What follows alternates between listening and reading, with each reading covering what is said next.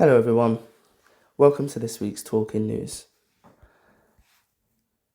Our Christmas in July celebration was an amazing day filled with fun, laughter and a wonderful sense of community. One of our members described the event as magical, which really meant a lot, and it perfectly captured the atmosphere on the day. I'd also like to thank Vectis Radio, who joined us to carry out interviews and support our event. Their continued encouragement and coverage means a great deal to Sight4Wight, helping us share work with more people across the Isle of Wight. And a huge thank you must go out to our staff and volunteers who worked incredibly hard and made everyone feel so welcome on the day. Their warmth, hospitality and enthusiasm really helped make the event such a success. We're also really excited to announce that our annual story writing competition will be launching really soon, so listen out for further details. And finally, enjoy the summer weather this weekend. Take care in the sunshine and remember to stay hydrated. Take care. Here is this week's charity news on the 13th of July 2026.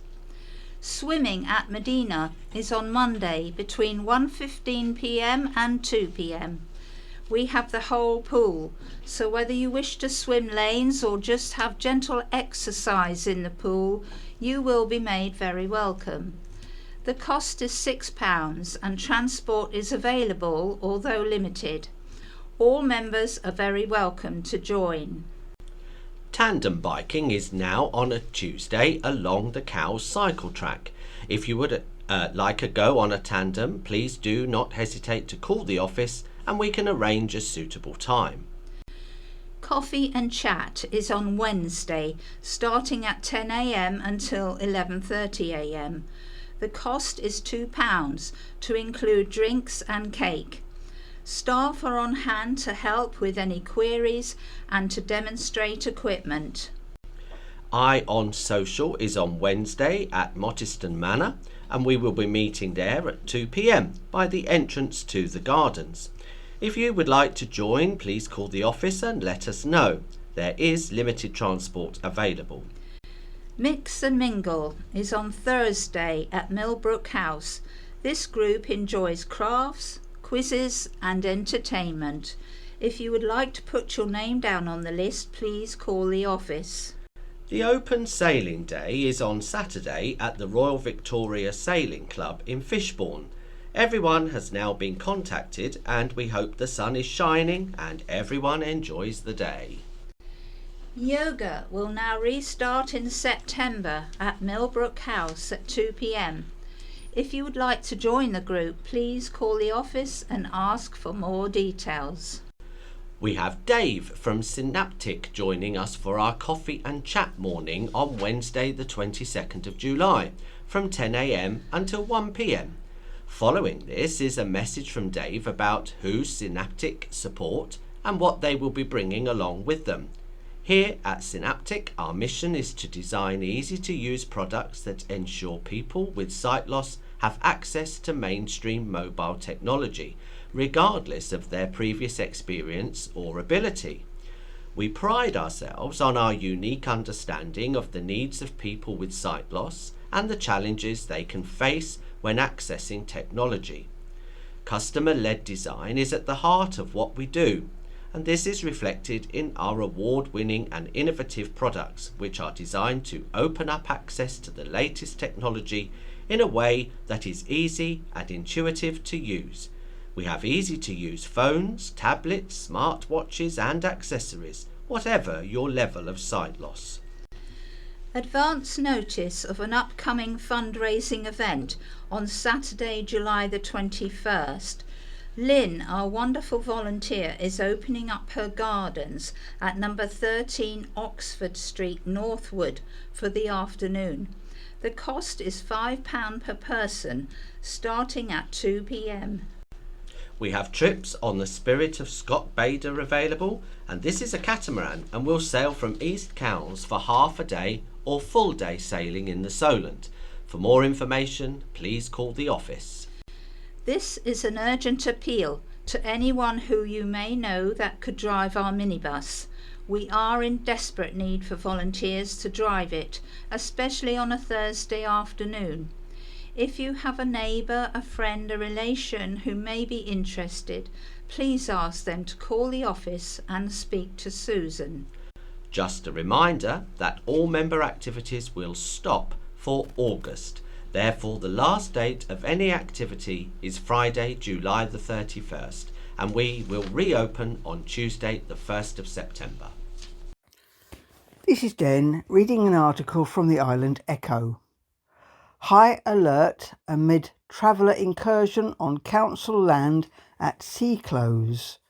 A community of travellers have set up an unauthorised encampment on council-owned land in Newport this week, prompting immediate investigations by the local authority. A number of caravans and associated vehicles have suddenly appeared at Sea Close Park, which has recently been cleared and reopened following this year's Isle of Wight festival. The rare Isle of Wight incursion has caused high alert for members of the public and council officials who were alerted to the situation on Monday. Members of the local community, including those who use the park recreationally, have contacted Island Echo to raise concerns. A vehicle seemingly used for tree cutting services has prompted further concern. The Isle of Wight Council has on Tuesday confirmed its intentions regarding the camp, which currently stands at 5 caravans. Council officers are due to attend the site under their agreed protocol for managing unauthorised encampments, with many departments, including Children's Services, Trading Standards and Environmental Health, all involved.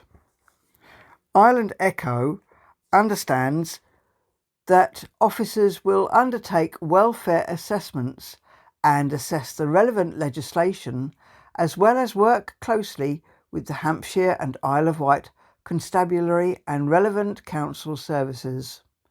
In a statement, a spokesperson for the Isle of Wight Council has told Island Echo the Isle of Wight Council is aware of an unauthorised encampment which arrived at Sea Close Park on the 6th of July 2026. The Council will carefully assess the circumstances of the encampment, including any welfare considerations, the impact on local residents and park users, and the options available to us under the relevant legislation. We understand the local people may have concerns and will continue to monitor the situation while taking proportionate action in line with our legal responsibilities and established procedures. This is Michael reading from Island Echo. Leet survey reveals half of Coast Guards could cut hours or quit overpay changes. More than half of Coast Guard rescue officers across the south say they would be forced to reduce their availability or leave the service altogether if controversial changes to their remuneration go ahead. According to Leet Maritime and Coast Guard Agency survey results, the figures obtained by the GMB Union suggest that MCA's own consultation found that 56% of more than 300 Coast Guard rescue officers who responded would either reduce the hours they volunteer or be unable to continue altogether if payments for attending incidents and mandatory training are withdrawn.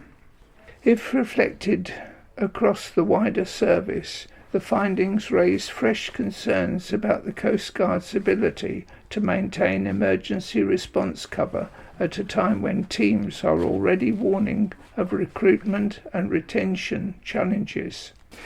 The latest development is likely to intensify pressure on the government and the Maritime and Coast Guard Agency, which have faced mounting criticism over plans to remove the hourly remuneration Coast Guard rescue officers currently receive for attending incidents and mandatory training. Earlier this year, Island Echo revealed that Coast Guard rescue teams are dealing with a significant increase in call-outs, thought to be driven in part by a rise in mental health-related incidents. The Maritime and Coast Guard Agency has also instructed teams not to publicise such incidents on social media and routinely redacts details from Freedom of Information responses, obscuring the true scale of demand on the service.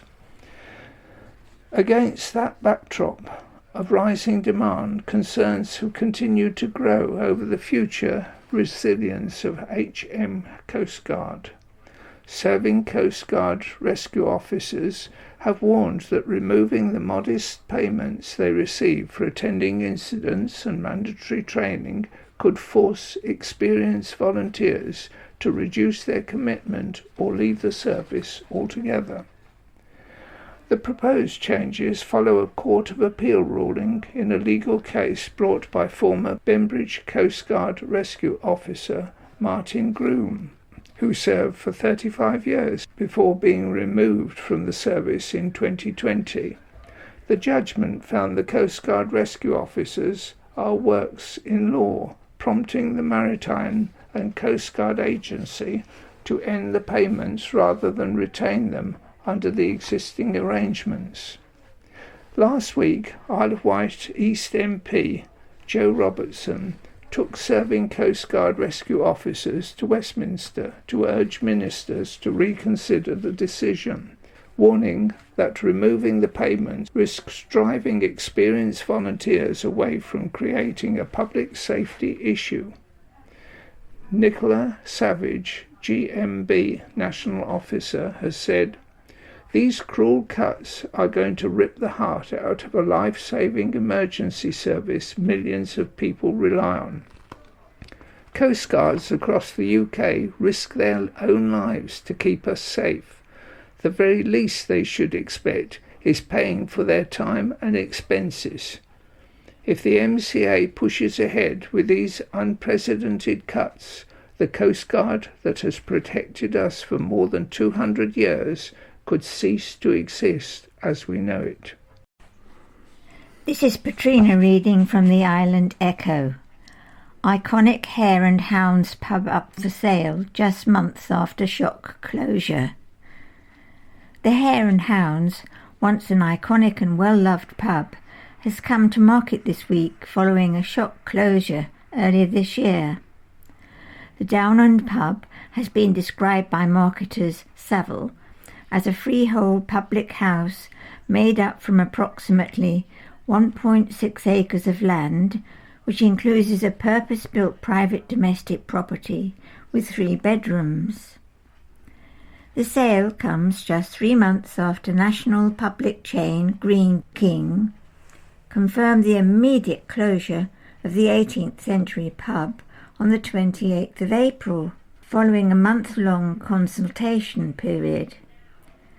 At the time, the organisation expressed their thanks to those members of the community who have shown their support throughout the pub's life, saying, "Making the decision to close a pub is never an easy one, and our main focus is on supporting our team members at this time."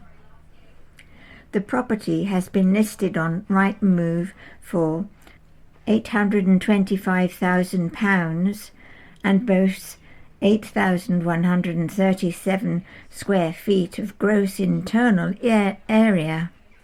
The Grade 2 listed building is situated in an area of outstanding natural beauty on the junction between Downend Road and Downs Road. After the shock consultation period was announced earlier this year, Island Echo contacted Lee Priddle, owner of Robin Hill and the neighbour of the Hare and Hounds, following public speculation that the businessman would venture into the hospitality sector to save the beloved pub. Lee Priddle, CEO and co-owner of Robin Hill, has said, "We fully understand how much the Hare and Hound means to the local community, and we would of course love to be in a position to help secure its future.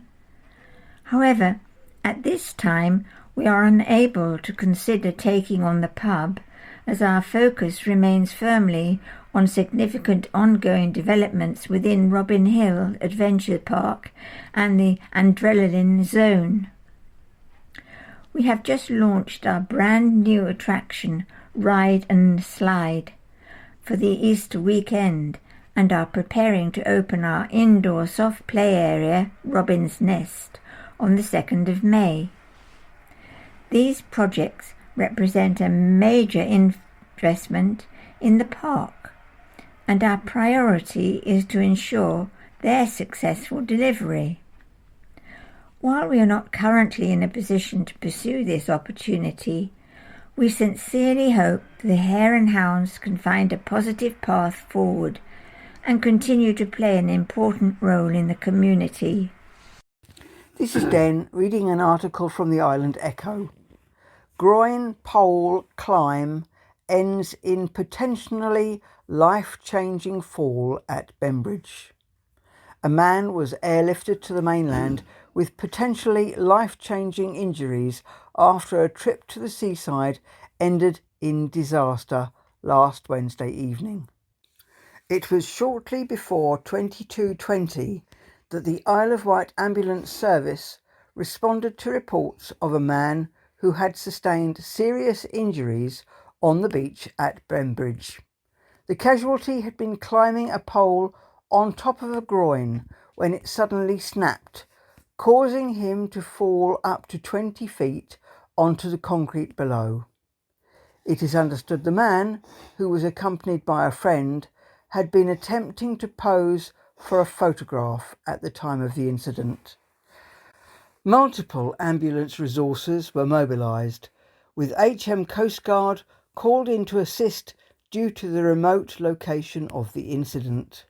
Coast Guard rescue officers from both Bembridge and Ventnor Coast Guard rescue teams were mobilised to the stretch of coastline between the point and land end, where they helped package the casualty before carrying him to the awaiting ambulance some distance away.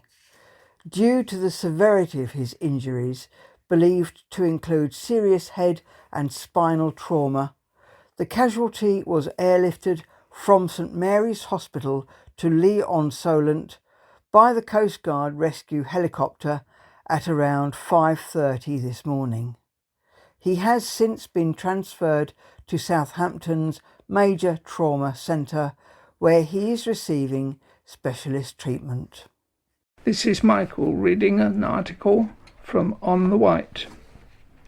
Men turned away from GP prostate tests, Island meeting told. There is a major problem with prostate cancer support, and men approaching doctors for tests are being turned away. This emerged at the Isle of Wight public meeting on Wednesday, the 1st of July 2026. Alan Taylor from the Isle of Wight Prostate Cancer Support Group spoke out at a landmark event at the Riverside Centre organised by Healthwatch Isle of Wight and attended by over 70 patients, carers, health professionals and members of the public. Mr. Taylor said the charity tests 2,000 men each year, with 200 receiving abnormal results, who then require a visit to a doctor. Mr. Taylor said, 2017, we decided trying to do PSA testing because we were talking to men at certain shows around the island and asking them to go and get a PSA test. They were talking to us 3 months later to another show saying, we approached the doctors and they were turning us away. That's still happening today. Even the day before yesterday, when I stood outside Tesco in Freshwater and spoke to men there, and they'd been turned away. The doctor says, don't worry about this group. They don't know what they're doing. They've got no medical qualifications. Mr. Taylor added there was a problem at GP level, which he said he raised in 2016 and was reassured something would be done. He also pointed out a lack of information on different treatments for patients and inadequate support after diagnosis. Dr. David Isaac, a GP on the Coming Together for Cancer event panel, said, "Alan, you know this is a national debate. It's in the newspapers every week. There have been high-profile cases. Chris Hoy being one of the recent ones, Jeremy Clarkson. There's a massive number of men with prostate cancer, and you know, and I know, prostate cancer is the least straightforward cancer. It's a really difficult one to know what the best option is." You're quite right. How do you know when you're offering someone 4 treatments which one's going to be the best one? He added it was something that doctors nationally are trying to unravel. Dr. Isaac referred to advice given to the government from former National Cancer Director Professor Mike Richards, but said the Health Secretary, Wes Streeting, resigned before he had a chance to consider it. He also mentioned the massive Transform study, a £60 million prostate cancer screening trial with results currently being awaited. Mr. Taylor said there are 13,000 men dying each year and that his support group should not need to exist, with a helpline he mans 24/7. This is Patrina reading from On the White. Isle of Wight households flush 30 million wet wipes into sewers every year. Around 1 billion wet wipes are removed from our sewers network each year in the southeast, according to latest estimations from Southern Water's dedicated FOG, F-O-G, and an unflushable team. If 1 billion wet wipes were stretched out, they would reach a distance of more than 111,000 miles. That is 4.5 times round the Earth. Or that is around 4,500 tons of wet wipes, the equivalent to the weight of 30 adult blue whales. The breakdown for each county shows the appropriate number of wet wipes removed. Kent, an estimated 370 million wipes removed. Sussex, an estimated 330 million wipes removed. Hampshire, an estimated 270 million wipes removed. Isle of Wight, an estimated 30 million wipes removed. Wet wipes have become one of the biggest causes of sewer blockages. Between 2020 and 2025, they were behind 59% of the blockages cleared at the Southern Water, more than 91,000 incidents. Matt Collins, FOG and Unflushable manager, said, "We deal with around 30,000 blockages every year, and a lot of these could be avoided if wipes and other non-flushables were put in the bin instead. Unlike toilet paper, wet wipes, even those labelled flushable, don't break down quickly enough. Instead, they snag in pipes and combine with fats and debris to form fatbergs that block sewers and overwhelm the system. From spring next year, it will be illegal to sell wet wipes containing plastic. This is a really positive step, and one many of us in the industry have been hoping for. But from what my team and I see day to day, it doesn't go far enough to reflect the scale of the problem.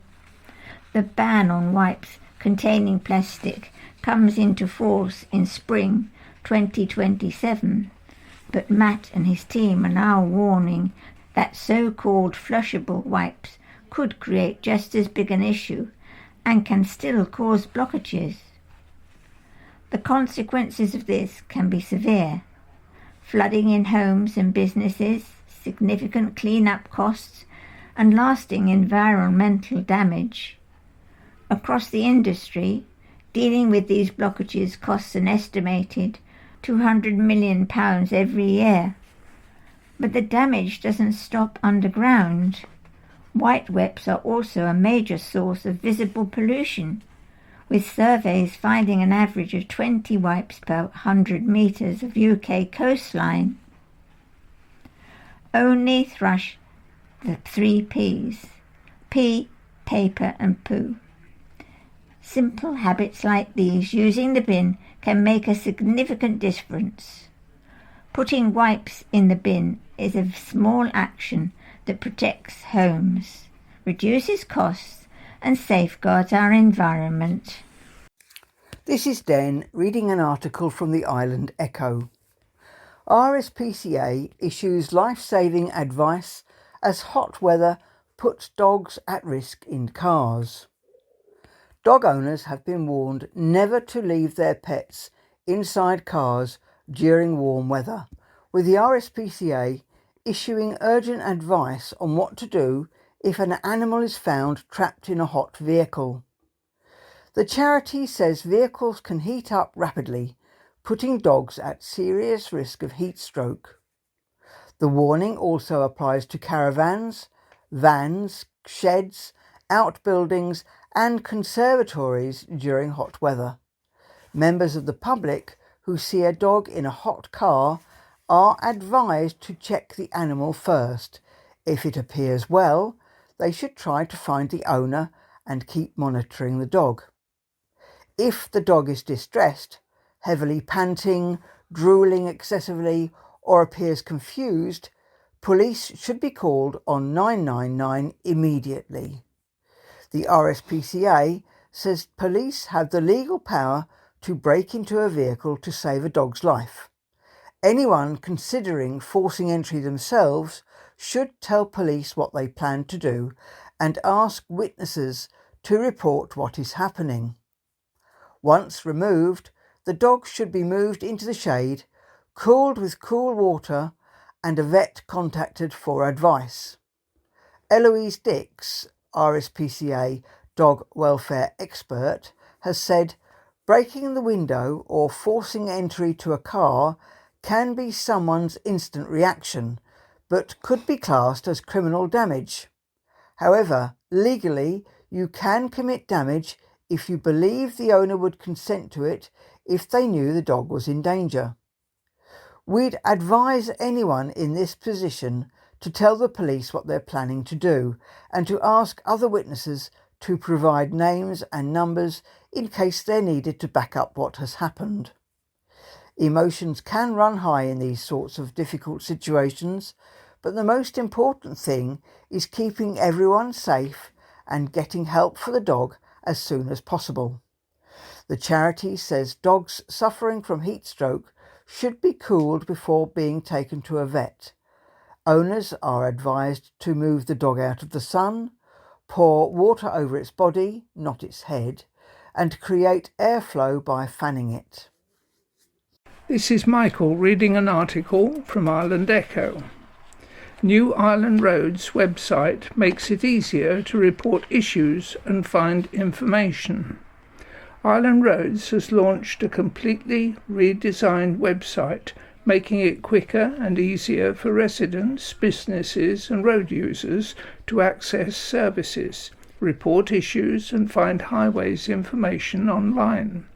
The new look website, available at www.islandroads.com, has been rebuilt with a strong focus on usability, accessibility and speed, offering a more intuitive experience for anyone looking for information about the island's roads and highways. The redesigned site features a clearer content structure, a new A to Z search tool, quick links to the most frequently used services from the homepage, improved accessibility features, a dedicated news section and expanded information about Island Roads and the services it provides. Visitors can also share pages more easily thanks to a new content sharing functionality. The project was led by Ireland Road system technician James Dark as part of his apprenticeship and career development. Having overseen the website's redevelopment from concept through to launch, James has since successfully completed his apprenticeship. The new website was also shaped by feedback from those who use it most. Community groups, including Chatty Brew, run by Age UK, Isle of Wight, and White Sense, took part in user testing, helping refine the site's navigation, usability and accessibility to ensure it works well for as many people as possible.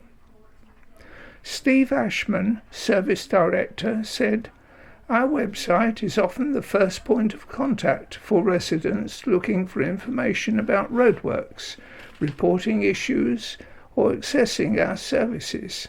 So it is important that it is as straightforward and user-friendly as possible."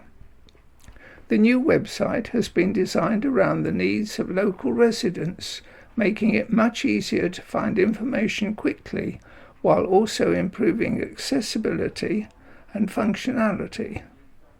We are particularly grateful to our apprentice, James, who has worked tirelessly to deliver the new site, and to the members of Chatty Brew and White Sense, who gave up their time to test the website and provide valuable feedback throughout its development. James Dark added, "Working on the new website has been a fantastic opportunity to develop my skills and put everything I learned during my apprenticeship into practice. It has been rewarding to create something that will make it easier for people to access information and services, and I'm proud to have played a key role in developing the project." This is Patrina reading from On the White. School Places Review agreed as Council panel calls situation critical and urgent. Reducing the number of school places on the Isle of Wight, which could mean school closures, is a critical and urgent priority, a newly formed education panel has agreed. A committee including 5 new Reform UK and independent councillors has authorised council officers to carry out a schools place review in response to falling pupil numbers, with a particular focus on primary provision. At a meeting last Thursday, the 2nd of July 2026, the group also agreed to delegate authority to Ashley Whitaker, Strategic Director of Children's Services, to develop the criteria to be considered for use to identify schools for closure, if this is a pathway chosen. Councillors agreed such a criteria should be brought back to the committee for review on the back of a proposal from Liberal Democrat group leader Andrew Garrett. Ashley Whitaker, County Hall Strategic Director of Children's Services, said, "On average, what happens is that as children go through the primary and secondary school system, our outcomes are an increasingly big discount to the national average. That is what we are here to change over the upcoming years. If you ask school leaders what the relationship is between the financial situation in my school and my ability to invest and improve outcomes, they will say there is a very big link between the two things." Mr. Whitaker presented a report which cites a meeting about school standards and school places planning in November last year, attended by head teachers and senior leaders. There was a consensus among those present that the amount of school places needs to reduce so it aligns with the number of school-age children now and in the future, according to an event synopsis. It said one of the consequences of the current surplus is a suboptimal allocation of funding and resources, with another being that this undermines the ability of school leaders to improve child outcomes. Councillor Ed Blake, who leads the Conservative group, cast minds back to the council's last school closure process, which initially involved 6 primary schools, but ultimately saw only 1 in Cowes closed.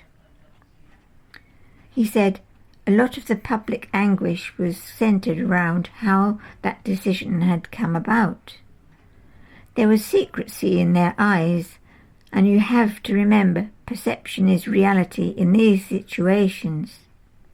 Around the matrix and how schools were physically selected out, and certainly it struck some as being politically modified in the absence of that information. Turning to Mr. Whittaker's report, he said the council has been left with the option of making savings in order to save better outcomes. Councillor Blake said, "The only way to do that is to make cuts in the amount of provision we are wasting because it is not being utilised." This is Michael reading an article from Island Echo. Pensioner choked after challenging couple over dog beach ban. A 74-year-old pensioner was allegedly choked and thrown to the ground after challenging a dog owner who was taking a dog onto Hope Beach, where dogs are prohibited.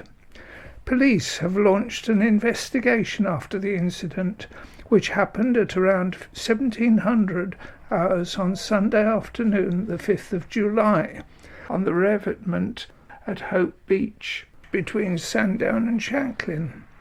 The victim says he saw a couple and their child taking a dog onto the beach and politely pointed out that dogs are not allowed there during the summer months.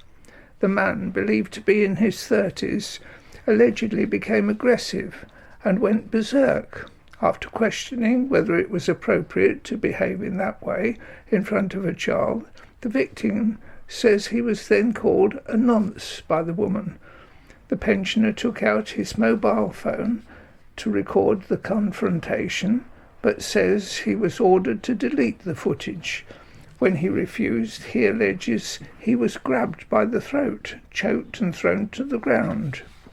Despite repeatedly shouting for help, the pensioner says no one came to his aid. The Isle of Wight ambulance service attended the scene, where paramedics checked the 74-year-old over. Speaking to Island Echo, the pensioner said he remains traumatised, angry and shaken by the incident. Hampshire and Isle of Wight Constabulary has confirmed that the man received minor injuries and that investigations are ongoing. Anyone with information can contact police on 101, quoting 4426031971. Good morning, it's Valerie here. And today's news is also read by me, Morris. Starting off with a headline that reads, "Charity host event in festive style." Charity Sight for Wight uniquely embraced the festive spirit out of season with a special Christmas in July event. Staff and visitors dressed up in festive clothing, usually found at the back of the cupboard at this time of year. Santa, who substituted glasses for shades, made an appearance, as well as a snowman, elves and a Christmas tree. Attendees of the festive event had the opportunity to enter a raffle, which included a children's hamper, gentleman's hamper, pamper hamper and movie night hamper. Millbrook House on Carisbrook Road, where the charity is based, was transformed by Christmas decorations, the only indication of summer being the hot weather. Sight for Wight helps islanders who are visually impaired and provides information and support to them and their families. The charity has been providing a talking newspaper where volunteers read out local news reports which are distributed to visually impaired people for over 50 years. Sight for Wight also hosts several groups a week, including coffee mornings and activity sessions.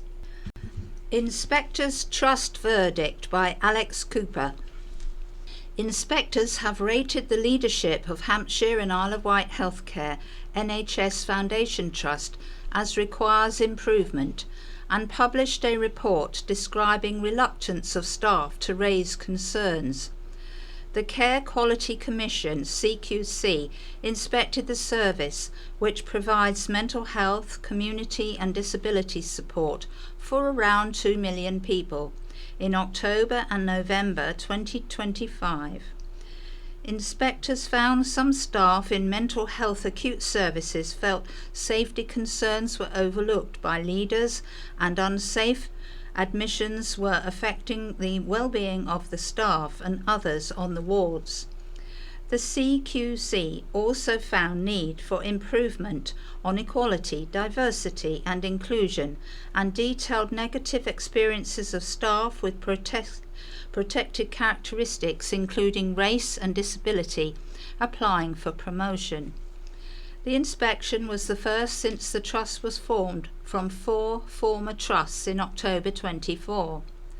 Serena Coleman, the CQC Deputy Director of Mental Health in the South, said the trust had undertaken significant work, but some cultural and government aspects hadn't fully embedded, impacting staff morale. She said, "Staff told us leaders weren't visible and described a disconnect between clinical and non-clinical staff. It was concerning that almost 20% of staff said they would be reluctant to raise concerns because they didn't think their concerns would be acted upon, or they felt they would be retribution. When staff don't feel safe to speak up, risks can go unaddressed and the quality of care can suffer. So it's vital the Trust tackles this." Ms. Coleman said systems at the Trust were still in development, and this was creating risks in some cases, including information from safety incidents not being shared quickly and the usage of incompatible electronic systems risking loss of information.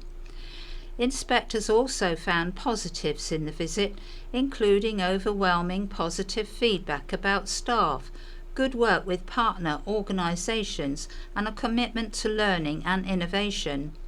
Ms. Coleman said the CQC found leaders demonstrated a genuine commitment to compassionate and collaborative leadership and had shared the findings with leadership who understands the improvements required. The Inspectorate will continue to monitor progress and will return to assess the changes made. Teaching ban for ex-head after serious misconduct. Former Ryde Academy head teacher Joy Ballard has been banned from teaching in England after it was found that she committed serious misconduct involving dishonesty and lack of integrity, including changing term dates to suit her cruise holiday. Mrs. Ballard is banned indefinitely, but the decision can be reviewed after 2 years, a newly released decision report states, following a tribunal earlier this year. The Teaching Regulation Agency panel upheld all allegations against Mrs. Ballard, who had used a school-funded Peugeot car extensively for personal purposes, including regular personal trips, commuting and a family trip to France without proper permission and in breach of trust and policy. The panel also found she altered term dates for autumn 2023 and spring 2024 to fit her own cruise holiday, causing a dip in attendance and disruption for pupils, parents and staff. Further proven findings were that she failed to attend school for a day because of holiday arrangements, mismanaged cash by operating a chaotic system outside trust procedures, and authorised school spending on equipment, including an expensive karaoke machine, which had only limited benefit to the school. The panel concluded that this behaviour breached the teacher standards on honesty, integrity, adherence to school policies and statutory frameworks, and maintaining high standards of attendance and punctuality. It found that several aspects of her behaviour were likely to bring the profession into disrepute. Weighing these breaches against extensive positive character references and her record as an inspirational leader, the panel nevertheless recommended a prohibition order, citing the need to uphold public confidence and proper standards. On June the 11th, acting for the Secretary of State, decision maker Mark Cavey accepted that recommendation. Mrs. Ballard is now prohibited from teaching indefinitely in schools, sixth form colleges, relevant youth accommodation and children's homes in England, but may apply for the order to be set aside from June the 23rd, 2028, subject to a further panel review.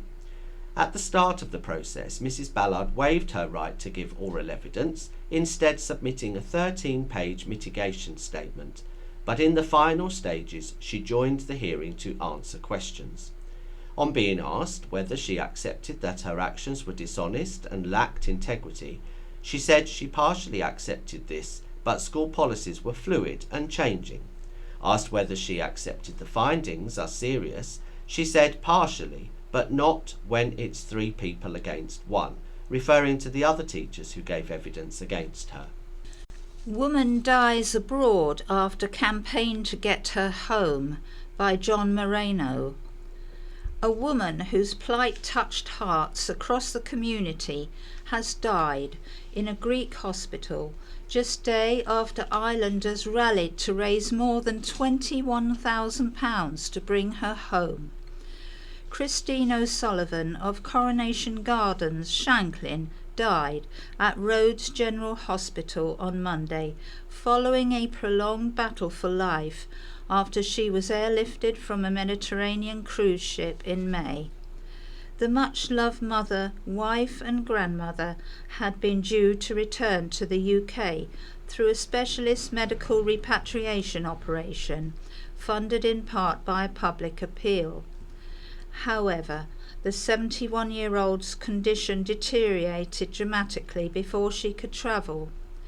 Christine, who moved to the Isle of Wight 24 years ago, was originally from Romford in Essex and had been critically ill since May the 31st, when she was airlifted from the Marella Discovery cruise ship to Rhodes after suffering a perforated colon and severe peritonitis. She underwent emergency surgery and initially fought back from the life-threatening condition, but despite weeks of treatment in intensive care, her health continued to worsen. Her daughter, Victoria Evans, said Christine developed sepsis and kidney failure and was returned to intensive care, where it was determined she was too ill to fly and required dialysis. The repatriation team had already travelled to Rhodes ready to bring her back to England when her condition took a further turn for the worse. We'd already watched Mum deteriorate, but she just couldn't fight back. She just wasn't strong enough, said Victoria. Victoria said the family faced the heartbreaking reality that even if treatment succeeded, Christine would likely have faced lifelong complications and a diminished quality of life. We took the only choice available to us to agree to withdraw the medication and put her into palliative care, she said. Victoria and Christine's distraught husband, Mick, had spent several weeks in Rhodes making daily visits that were typically restricted to half an hour. A GoFundMe appeal launched during Christine's illness prompted an outpouring of support, raising £21,390 as family, friends and well-wishers united in an effort to help cover the mammoth cost of the repatriation. Although Christine will no longer make the journey home alive, the funds raised will now be used to bring her body back to the UK. Victoria expressed her gratitude to everyone who donated and shared the appeal or offered support. She also thanked well-wishers for their kindness and support and praised TUI for being absolutely fantastic in their communication and support throughout. Paying tribute to her mother, Victoria described Christine as someone who loved life despite years of health problems. Sinkhole forces emergency road closure. A sinkhole opened up on a main road through Shanklin this week, leading to its emergency closure. North Road had to be closed between its junctions with Clarendon Road and St Paul's Avenue. A barrier was erected around the sinkhole, which is believed to have appeared on Tuesday. Island roads shut the route. A large crater was visible underneath the hole, and diversions were put in place. Rare classic sports car destroyed in a road blaze. A rare classic French sports car was destroyed by fire, prompting the closure of a major road. Firefighters were called to New Road in Brading at around 10 a.m. on Wednesday, following reports of a fire involving a rare French Matra Marina classic car. Crews extinguished the blaze using a hose reel jet, with New Road closed in both directions, while emergency services dealt with the incident. A Hampshire and Isle of Wight constabulary spokesman confirmed it was a single vehicle incident with no injuries, attending only to facilitate the road closure. A substantial amount of oil had to be cleaned from the road surface following the fire. The cause of the blaze is not known at present. The burnt-out sports car was subsequently recovered from the scene. Work underway on action plan to tackle social care crisis. An action plan to tackle the island's adult social care crisis is underway after the Isle of Wight Council was told its service requires improvement. Laura Gordian, Director of Adult Social Care and Housing Needs, updated councillors last Thursday after a Care Quality Commission, the CQC, inspection scored County Hall's adult social care at 62%, with 63% required for an overall good rating. She said the drafting of the action plan is well underway, based on the CQC's recommendations, as well as the gaps and development opportunities in services, which the watchdog highlighted. The CQC report praised the island's safeguarding arrangements, finding a good standard of safe systems, pathways and transitions, and highlighting an effective multi-agency safeguarding adults board. But across three of its four main themes, assessing needs, supporting people to lead healthier lives, and equity in experience and outcomes, County Hall was rated 2 out of 4, showing some shortfalls. Ms Gordian told the Adult Social Care, Public Health and Housing Needs Committee, "We're well underway in terms of drafting our action plan. The action plan is based on the recommendations from the CQC and the gaps and development opportunities in our services that they highlighted. It's my intention that they will come to this committee for a formal adoption at your next meeting, and we will circulate the action plan ahead of that meeting to all committee members so you have the opportunity to review it and ask any questions in advance, but also to help us shape that action plan. I am committed to being open and transparent in terms of our response to the CQC report. The CQC will come back, and it's important to me that I can demonstrate that progress is being made." She added that some of the actions identified in the plan will have updates for the committee in terms of how they have been progressed so far. MP confirms meeting and talking about the Isle of Wight ferries by Alex Cooper. Isle of Wight West MP Richard Quigley has met with the presumptive next Prime Minister Andy Burnham to make him aware of the island's issues with cross-Solent travel. Mr Burnham is expected to enter number 10 later this month in July, following the resignation of Keir Starmer.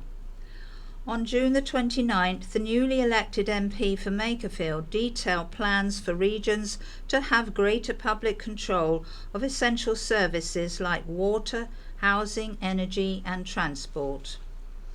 Further detail over Mr Burnham's transport agenda, including whether it includes plans for cross-Solent travel, has not yet been shared, but the Labour MP for Isle of Wight West has confirmed he has spoken to Mr Burnham about the island's transport difficulties.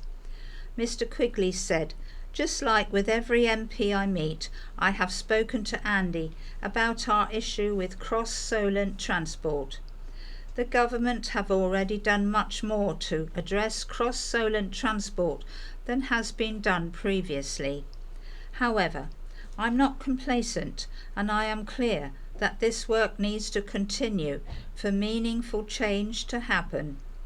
A change of Prime Minister does not mean a change of focus for me on this issue. Mr. Quigley's office did not share the content of the in-person meeting, but confirmed that Mr. Burnham was made aware of the issue and the government's progress. Speaking to the CP ahead of his election, Mr. Quigley said, "There was a commitment from Prime Minister Keir Starmer to take action over the ferries." Mr. Quigley pledged a new referral to the Competition and Markets Authority and said he would also like regulation of fares and timetables through the Office of Rail and Road, ORR, the official regulator. Asked for an update last month, Mr. Quigley said, "For the first time in many years, we have a Prime Minister who has acknowledged that Isle of Wight ferry services are simply not good enough." Following that, work began in June 2025 to explore a referral to the Competition and Markets Authority. While based on advice, a full investigation is unlikely at this stage. I will continue to push for further oversight, including potential Cabinet Office involvement. I have also opposed the ETS levy, which has contributed to rising fares. Encouragingly, scrutiny has increased, with ferry companies opening their books to the Department for Transport for the first time since 2009. The county press has contacted Andy Burnham's representatives to find out his plans for cross-Solent travel, but has yet to hear back. Murder suspects released with no further action. A boy and a woman were arrested on suspicion of murder following the death of a man in Sandown and were later released with no further action to be taken against them. Police were called to a report that a man had been found with stab wounds at an address on Downsview late last Thursday, July the 2nd. A man in his 50s was taken to hospital and died despite the best efforts of the emergency services. Based on information available to police at that time, a 47-year-old woman and a 14-year-old boy were arrested at the scene on suspicion of murder and wounding with intent. On Sunday evening, a spokesperson for Hampshire and Isle of Wight Constabulary said, "Since this incident was reported to us, officers have worked hard to establish the circumstances of what had taken place. As a result of these inquiries, we do not believe there are any suspicious circumstances concerning how the man died. The woman and boy have this evening, Sunday, been released from custody without any further action to be taken against them." Following the man's death, a file will now be prepared for and submitted to the coroner. Isle of Wight Area Commander Superintendent Marcus Cater said, "Firstly, I would like to place on record my thoughts for the man and his family at this extremely sad and difficult time. I would also like to thank all those who we have spoken to over the last 3 days for their cooperation and assistance in our investigation. These investigations are always very challenging for those involved and the community as a whole. All involved have helped us to further our investigations at pace and begin to achieve some answers for the man's family. Police, ambulance and the air ambulance were all required at the scene following the incident, and the house was cordoned off for a couple of days while the investigation was underway." Simply Spectacular Beach is hailed best in the South by Carlo Simone. A simply spectacular beach has been named the best in the south of England for 2026. Shanklin Beach featured in the Times and the Sunday Times 50 Best UK Beaches for 26. The annual guide is now in its 18th edition, with every beach having been personally inspected within the previous 8 weeks. Factors that are judged include cleanliness, accessibility, parking, lifeguard provision, the condition of toilets and showers, dog friendliness and water quality.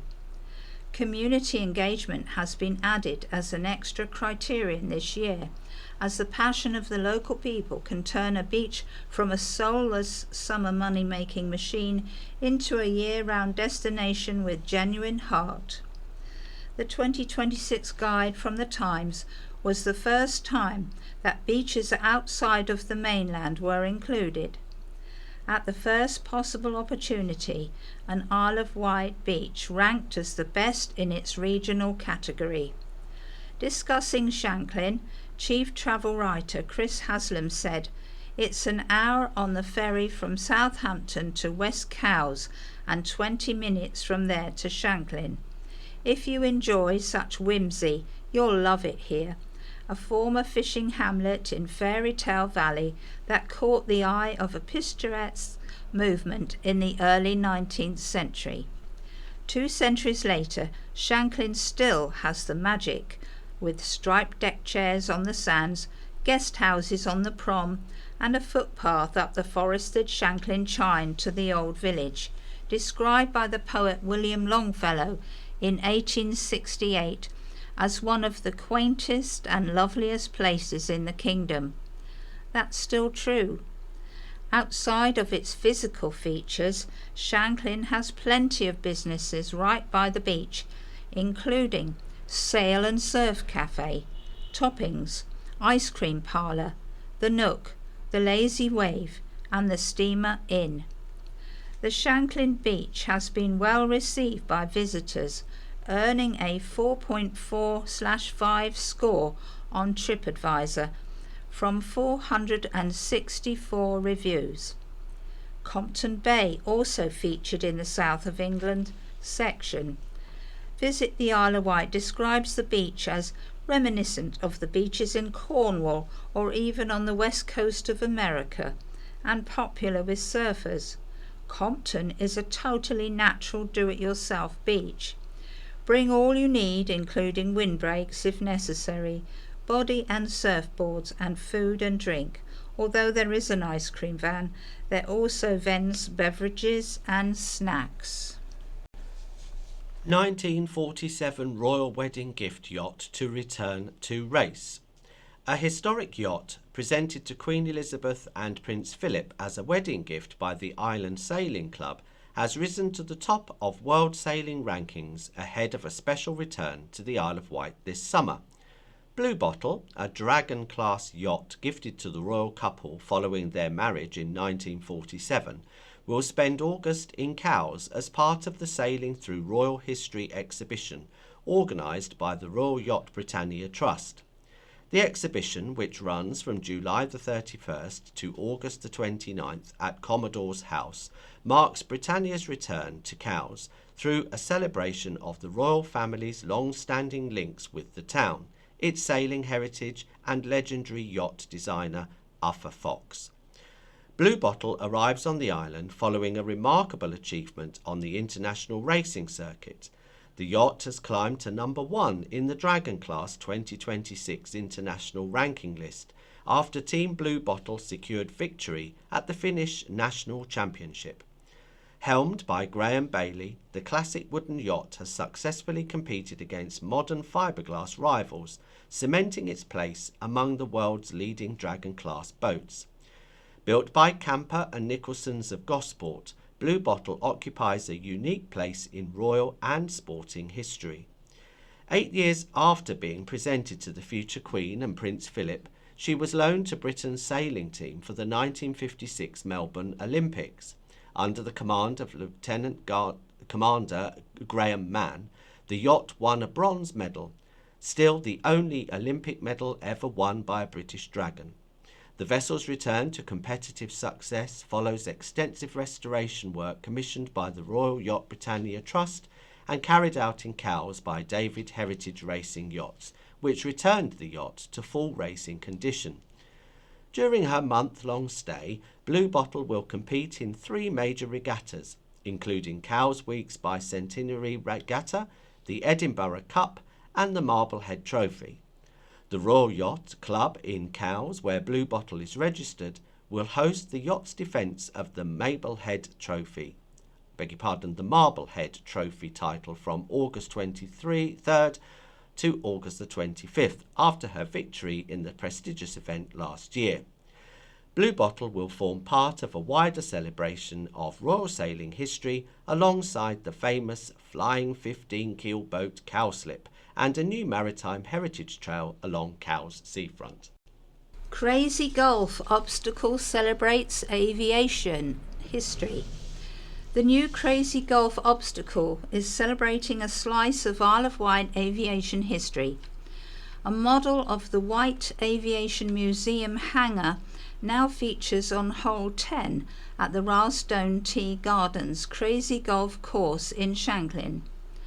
The detailed replica joins other Isle of Wight landmarks on the course, including the Needles, Carisbrooke Castle and the Bembridge RNLI lifeboat. Terry Shaw, the volunteer who built the model, said, "It was a pleasure to be asked to create the model." Bob and Margot Jackson, owners of the Rylstone Tea Gardens, said, "It's a fantastic new obstacle and we are very impressed with its design and quality." Staff from the Wight Aviation Museum visited the course to see the new addition. Helen Blake, museum manager, said, "The WAM team had a great day out and it's very pleasing to see the museum now reorganised as a landmark feature on the Isle of Wight. The museum is based at Sandown Airport and is open to visitors on Fridays, Saturdays, Sundays, Mondays and Tuesdays from 10 a.m. to 3 p.m. Tribute for man who died in fire. The family of a man who died following a fire in Cowes have paid tribute. Police were called at 3:32 a.m. on Friday, June the 26th, to a fire at an address on Ronson's Close. Officers attended alongside fire and ambulance service colleagues. Lucas Scutt, aged 24 and from Cowes, was pronounced dead at the scene. His family have released the following tribute in his memory. Our family is completely devastated by the loss of Lucas, a cherished son, brother, grandson, nephew and friend. He brought so much joy, love and laughter into our lives, and his loss leaves an unimaginable void. We are also mourning the loss of his beloved pets, who also passed away alongside him. We, as a family, ask that our privacy is fully respected by the media at this time as we attempt to come to terms with this profound tragedy. The police investigation into Lucas's death continue. As part of inquiries, 3 men remain on bail, having been arrested on suspicion of murder and arson with intent to endanger life. A spokesperson for the police said, "We continue to ask anyone who has information which could assist our inquiries to contact the police on 101, quoting incident number 442603022232. Queries over rise in households bearing the brunt of the house crisis by Rufus Pickles. Questions have been raised over why there has been a rise in households bearing the brunt of the Isle of Wight housing crisis. There are 257 households that are homeless in temporary or emergency accommodation, 2,656 people on the housing register, and 6 rough sleepers according to the Council's housing needs data as of March the 31st.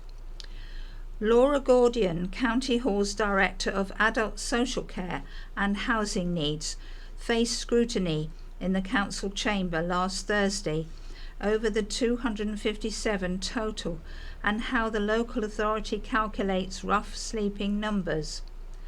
Councillor Michael Lilly, Liberal Democrat representative for Ryde, Apley and Enfield, asked what is behind the rise in households that are homeless or in temporary or emergency accommodation from 229 in the same month last year to 257.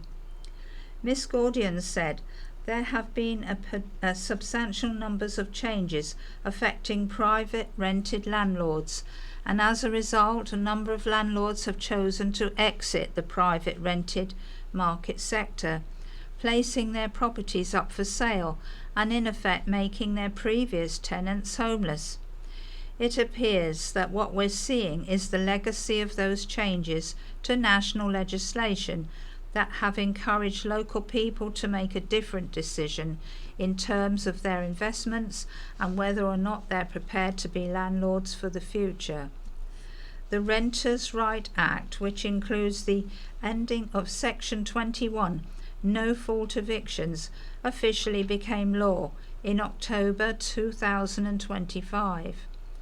Whitehall has said it will give renters much greater security and stability so that they can stay in their homes for longer, build lives in their communities and avoid the risk of homelessness.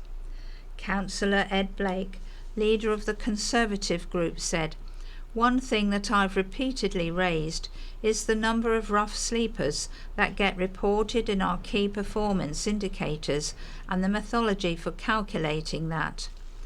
I would like some kind of change to be looked at in terms of how we calculate that to make it more reflective of reality."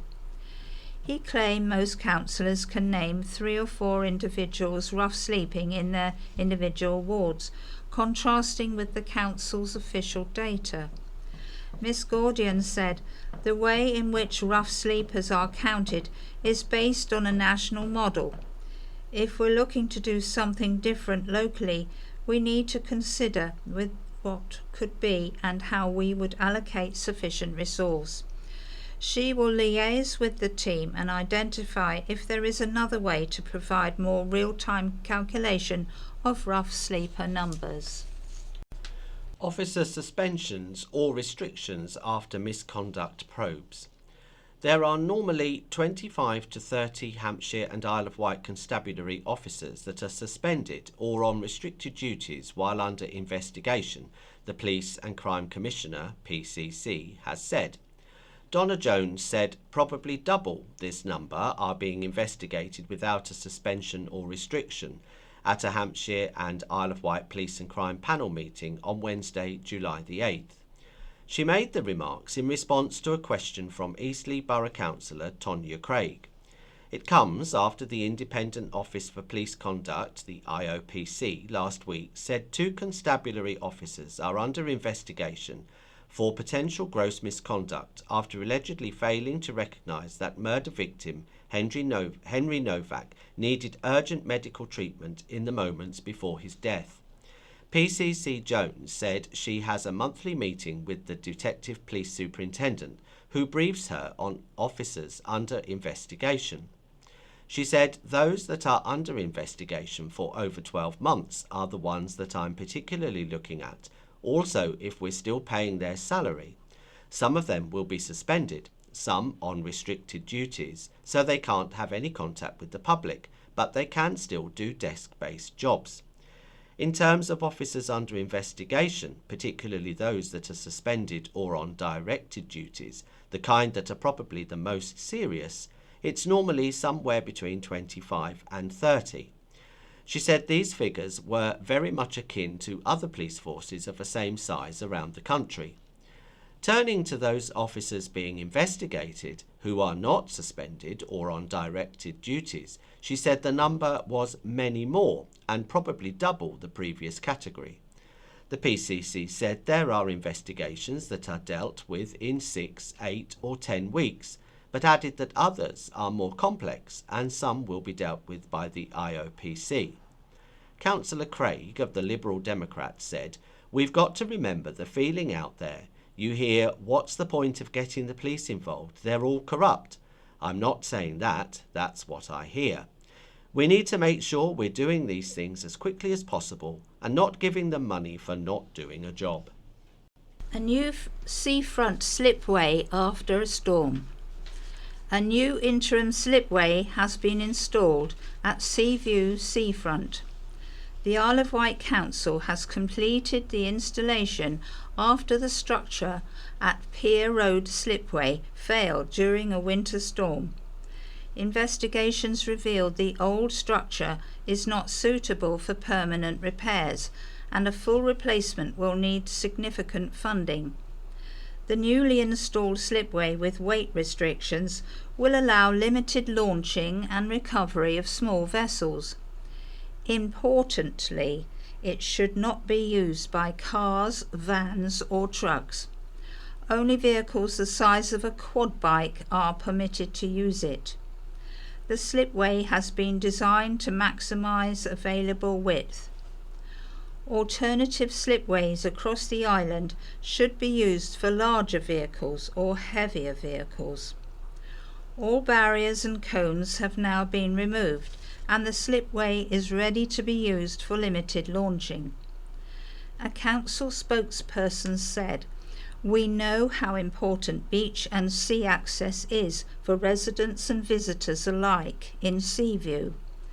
We appreciate your cooperation in sticking to these limits, helping keep the slipway safe and usable for anyone while we work towards a long-term solution. Plans and funding for a permanent solution are still under development." And now we're moving on to White Memories and Nostalgia. 125 years ago, in July 1901, a portrait of the Duchess of Devonshire by artist Thomas Gainsborough, belonging to Sir Thomas Lawrence, a private collector from the island, was loaned to the Graves Gallery in London. Cowes steamer the Princess collided with another steamer, the Queen, off the Essex coast. A cyclist was injured after colliding with the back of a pony trap along Upper St James's Street in Newport. Residents of Madeira Road in Ventnor complained about the volume of rubbish being dumped off the cliff onto the shores below. 100 years ago, in July 1926, the Premier Flying Club, made up of pigeon fanciers in Cowes, took part in a special challenge held in Andover.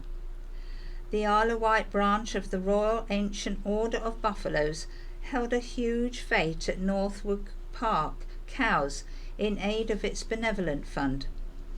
A huge crowd lined the beaches to watch a water polo match at Sandown Pier between Sandown Swimming Club and a team of tourists. And Ventnor Park was the venue for the Ventnor and Bonchurch District Association's two-day annual fete. 75 years ago, in July 1951, the Isle of Wight Society for the Blind appealed for islanders to contribute £1 a brick towards the building of a £16,000 home for the blind. A Ventnor vicar was fined for speeding after telling island magistrates he was late for an appointment because he had been delayed by prayer. Fire crews from Newport dealt with a large barn and tractor fire in Wellow caused when the tractor backfired. The General Register Office's census report revealed an 8% increase in the island's population, which now stood at 95,594. 50 years ago, in July 1976, island firemen were stretched to capacity after the heat wave was blamed for a sharp rise in forest, grass and hedge fires.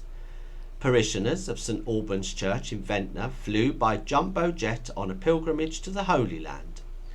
Ryde basked in only its second ever temperature reading of 91 degrees Fahrenheit since records began in 1918, and a stunt pilot walked away unhurt after crashing his light aircraft during the Bembridge Air Show. Smuggling was profitable trade. During the 18th and 19th century, a very profitable trade existed on the Isle of Wight, that trade being the running of contraband.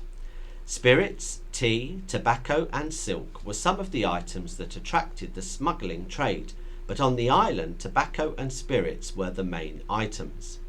There was big money to be made in this trade, however there were risks: imprisonment, seizure of the boat, deportation and even execution.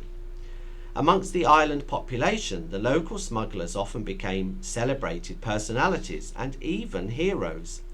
The local fishermen and farmers that took part in the smuggling trade were also part of the crew that served the lifeboats, rescuing people from the many ships that came to grief on the back of the Wight. Often they would risk their own lives in order to save passengers and crew of the stricken ships from the sea. So on one hand, they were avoiding high taxes that were paid by local people on alcohol and tobacco, and on the other hand, bravely saving lives. Often during that period in history, some of the locals would earn small amounts of honest money with which to feed their hungry families, and only the pleasures that they had, as compared to the more wealthy, were drinking, smoking and the occasional get-together, so perhaps one could understand why such a trade existed. To begin with, smuggling could be done at ease, as then preventative services were weak and inefficient, for it was difficult to get recruits as the pay was grossly inadequate.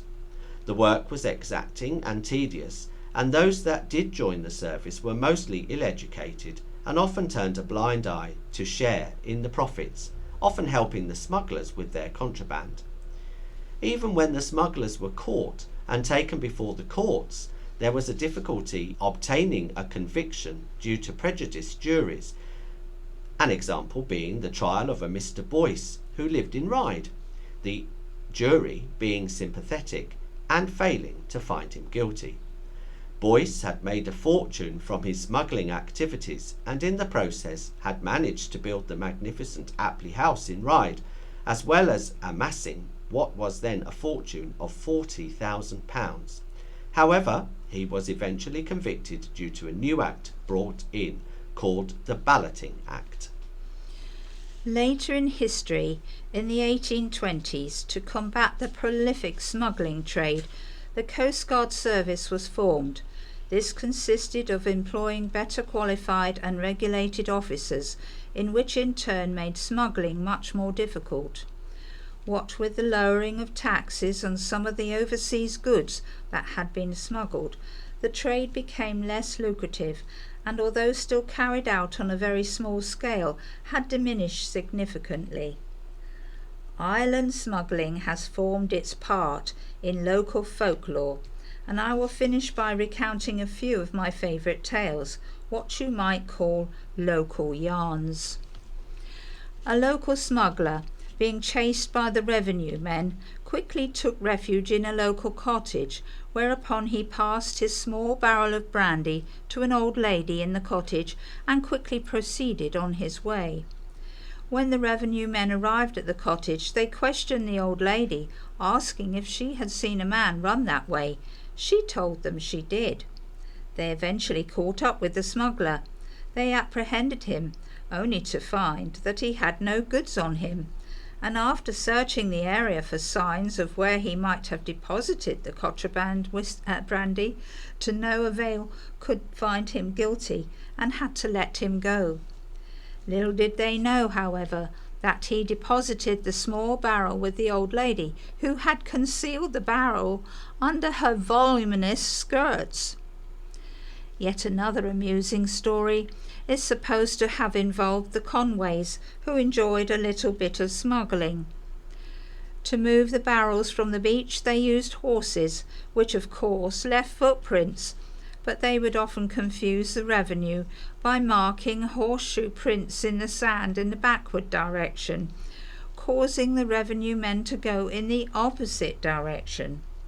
My final story involves a smuggler who, being chased through a churchyard to hide from the revenue men, knew of a stone tomb, whereupon he could slide the top and jump inside.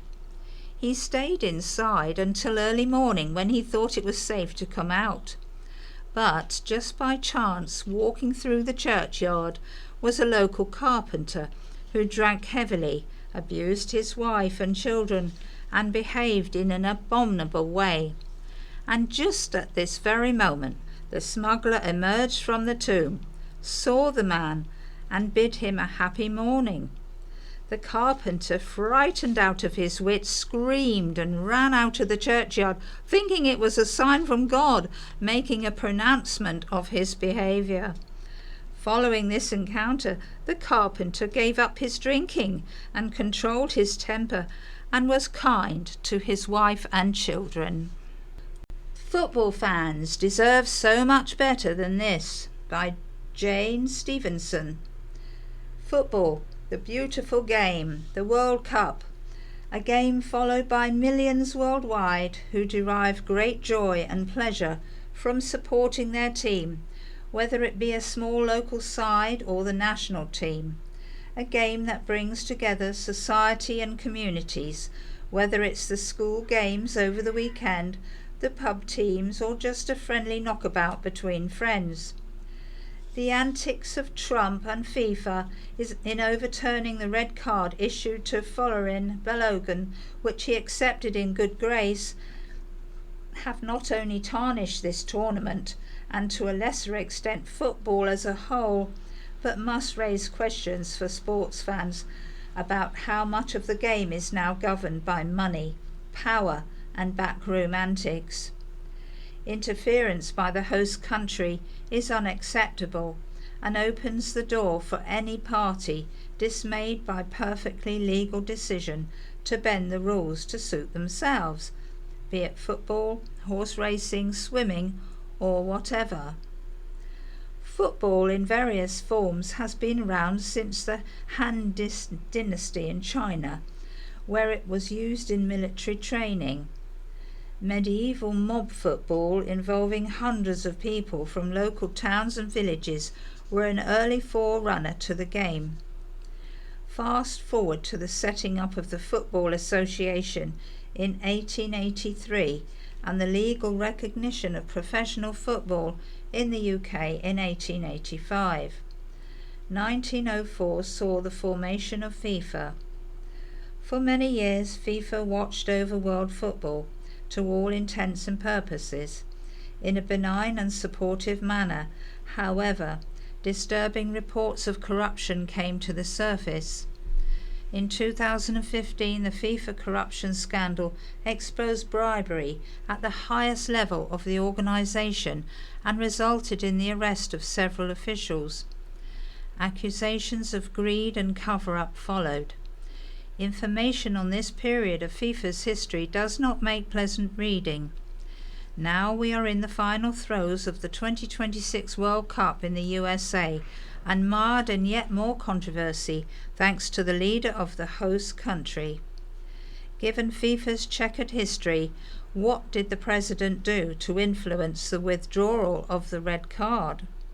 Surely, football fans deserve so much better than this. Regrettably, international sport has been subjected to a range of controversies over the years. Doping, match fixing and bribes, for example, have reached most international sports competitions, with little being done to rein such practices in. I know little about the intricacies of international football, but I do know when decisions are reversed for doubtful reasons. Perhaps it is time that FIFA was restructured, or another organisation more interested in the game than the kudos was initiated. Football is different. It is fiercely supported by dedicated fans who buy the kit, travel to the games and support their sides to a passionate degree. They remain committed to their teams in both failures and success. They are often more knowledgeable about the players and their strengths than most pundits. In my opinion, football fans should be treated to properly managed competitions where political influence, favours and greed are not tolerated. It is their right. Now moving on to public information, and Richard Quigley, the MP for Isle of Wight West, has a headline helping to get Coast Guard rescue officers heard. As an island, we all know how vital our Coast Guard rescue service is. Whether you've had to rely on it or not, there's a huge comfort in just knowing it's there. Coast Guard rescue officers undertake extensive training, sacrifice birthdays, weddings and other family occasions at a moment's notice, which is why the Maritime and Coast Guard agencies' decision to remove their remuneration has understandably caused real concern. From my conversations with coastguards on and off the island, it's clear that the greatest frustration has been not just the change itself, but the way it has been handled. Many feel there has been too little consultation and no meaningful opportunity to discuss alternative options. That's why I was so grateful to members of the Isle of Wight Coast Guard team, Andy, James and Matt, who took the time to meet with me to share their concerns firsthand. Their insights enabled me to raise these issues directly with the Maritime Minister Keir Mather, MP, ensuring that the voices of island crews are being heard. Members of the Coast Guard and Rescue Service also brought their campaign to Parliament. I am also grateful to my constituency neighbour, Joe Robertson MP, for organising a parliamentary drop-in event with members of the Coast Guard, enabling service members from across the island and beyond to share their experiences firsthand and push for the recognition of their unique position and to reinstate the remuneration they've enjoyed until now. Ensuring that different voices and underrepresented groups are heard is a big part of my role as an MP, which is why I was really pleased to have been appointed to the Women and Equalities Committee. One of the things that has shocked me most since being elected as the MP for Isle of Wight West is the extent to which geography can seriously deepen existing gender inequality. The additional barrier of cross-Solent travel often compounds the challenge already faced by victims of violence and domestic abuse, making it harder to access the support and services that many on the mainland take for granted. From the lack of a sexual assault referral centre, SARC, on the island to the increased cost of escape faced by those fleeing domestic abuse, too many women have been left to contend with limited provision and additional obstacles for far too long. That is why I am so pleased to have the opportunity to serve on this committee. It allows me not only to contribute to its important work, but also to take the experiences of women and girls across the Isle of Wight directly to government and ensure their voices are heard. Because where you live should never determine the support, safety or opportunities you can access. Festival a success from the police viewpoint. Superintendent Marcus Cater, Hampshire and Isle of Wight Constabulary. The Isle of Wight Festival has come and gone, and this signals the start of a busy summer period for policing on the Isle of Wight. Overall, the festival was a success and underlined the importance of close collaboration with partners to put on a safety and enjoyable events for visitors and residents on the island.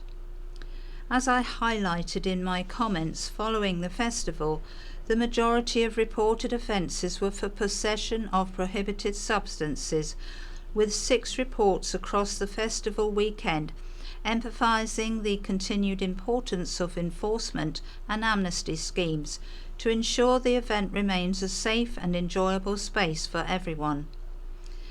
As ever, the summer period sees increased demands on policing, with a welcome increased number of tourists enjoying the place we are fortunate enough to call home. As more periods of hot weather are expected, I encourage residents to look out for one another, especially vulnerable or older members of your community. Isle of Wight Fire Service will continue to share important water safety information, and I encourage you to share this with children or teenagers who may be enjoying our beaches and open water spaces at this time. As demand naturally increases, my teams throughout the Isle of Wight remain committed to delivering the best service possible for those living, working and visiting the island. We know that reports of antisocial behaviour can often increase during this period, with warmer, lighter evenings and sporting events encouraging people to stay out for longer than they perhaps otherwise would. All of us policing the island want to see people enjoying themselves in a safe and responsible manner. I would encourage people to think carefully and make the right decisions to keep them and others safe. There are taxi services and public transport options across the island, and no excuse for drinking and then choosing to drive home. I wish everyone reading this is fun and enjoyable summer. My officers are always ready to respond to incidents and to work with partners to ensure the safety of everybody on the Isle of Wight during this period, and of course all year round. And into now what's on. So at Shanklin Theatre on Tuesday the 14th of July at 7:30, G4 have a show called Phantoms of the Popera, starring G4. On July the 16th at 7:30, Jeff Hooper's Swing Soul Rock and Roll Show. On Friday the 17th of July at 7:30, the Carole King and James Taylor Songbook. The wildlife photographer and TV star to bring a show. Wildlife tales are set to come to life on the island. Acclaimed wildlife filmmaker and TV star Gordon Buchanan will bring his national tour Lions and Tigers and Bears to Shanklin on February the 20th, 2027, sharing an evening of adventure through stories of his extraordinary encounters with some of the world's most iconic animals. Mr. Buchanan said, "I am very excited to say that I am touring again in 2027 and cannot wait to come to the Isle of Wight. The response to the shows have been absolutely brilliant, so it's going to be great to get back on the road and meet more animal lovers across the country." His Family and Me documentary started in 2010 with Minnesota black bears and have since featured animals from around the world. He also tracked big cats in Botswana for the BBC series Big Cats on the 24th of 7th. So Gordon Buchanan is bringing his national tour to Shanklin. On Thursday the 16th of July, Summer Show exhibition at Quor Abbey at 10 a.m. This is an exhibition of contemporary handmade ceramics, mixed media and 3D wall art. It's free admission at the Quor Abbey Art Gallery. Harry Diplock and Sol Grimshaw at 7 p.m, a live music event at Moncton Arts and Lounge Coffee Bar on 11 East Street in Ryde. And the Vectis Brass Band concert at 8 p.m, and this is a free outdoor bandstand concert by Vectis Brass Band at Wilston Gardens Bandstand in Popham Road, Shanklin. At Ventnor Fringe at 9 a.m, also free admission, runs from the 17th of July to the 26th of July, and you can discover the best new music, comedy and theatre at the Isle of Wight's largest arts festival, Ventnor Fringe, Ventnor Exchange, 11 Church Street in Ventnor. On Saturday the 18th of July, the Festival of Archaeology at Newport Roman Villa at 10 a.m. Celebrate the Isle of Wight's rich heritage with a special family-friendly event at Newport Roman Villa as part of the National Festival of Archaeology. Newport Roman Villa, Cyprus Road, Newport. An interesting and excellent paper, so says Jackie Baines of Old Portsmouth. I was delighted to find a full-page spread about Gurnard in the County Press on the 3rd of July, 26, well illustrated with photos of the coastal area of this attractive village. Gurnard was where I was born and grew up. I lived in the village until 1962, when I began my training as a librarian in Winchester. The picture of the scenic River Luck brought back many happy memories of school holidays spent crabbing from the parapet of the bridge shown in the photograph, although it looks to have been rebuilt to make it safer for traffic and pedestrians to use. This was known to local residents as Down the Marsh. The two photos by Sandra Barker and Pamela Parker show the part of the Gurnard coast known back in the 50s and 60s as the Gurneries. This was a favourite spot for the family to gather after school for a swim, followed by a picnic tea and a sandwich, spread sandwiches and homemade fruit cake put together by our mum. Sometimes, if we were lucky, Mum would buy the three of us girls an ice cream purchased from one of the various cafes nearby. The beach huts shown in both photos were painted green back in those days as well. One summer our parents rented one for a week, much to our delight. In the county press on the 26th of June 26, I read with great interest of the visit by Alex and Ellie to Allen Bay to find out some history of the famous coloured sands and fill a bottle with a variety of sands which now is on display at the county press office.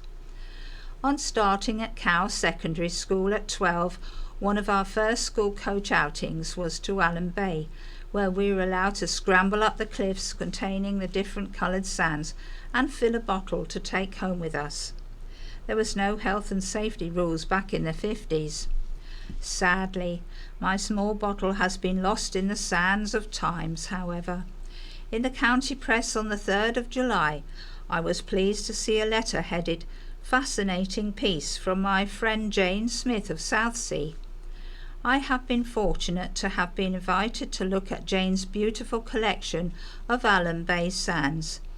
In conclusion, two more of my favourite spots in Ventnor received a mention in a letter on the 3rd of June 26 from Christine James of Ryde. These being the Ventnor Cascade Gardens and a nearby small paddling pool with a contoured map of the island in the middle. On Sunday school outings to Ventnor, I would spend a great deal of time on this map, walking across the contours. When I grew up, I became very keen on gardening, and in 2013 I wrote a guidebook to Southsea Rock Garden.